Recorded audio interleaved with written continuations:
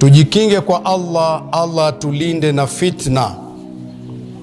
fitna mbalimbali zenye kuonekana na zilizojificha.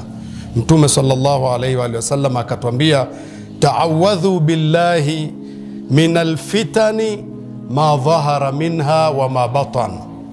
Akatuambia Mtume, takeni ulinzi kwa Allah, kulindeni na fitna zilizojitokeza na zilizojificha.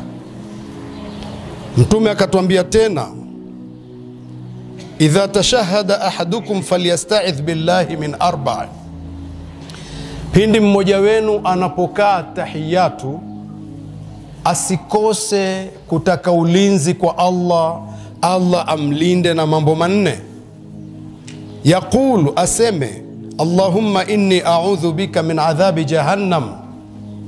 Aseme maneno hayo, wa min adhabi alqabri wa min fitnati almahya walmamat wa min sharri fitnati almasih ad-dajjal, ambayo maana yake, Allah, na kuomba unilinde na adhabu ya jahannam, pia unilinde na adhabu ya kabri, pia unilinde na fitna za maisha na fitna za kifo, unilinde na shari za Masihi Dajjal, fitna za Masihi Dajjal.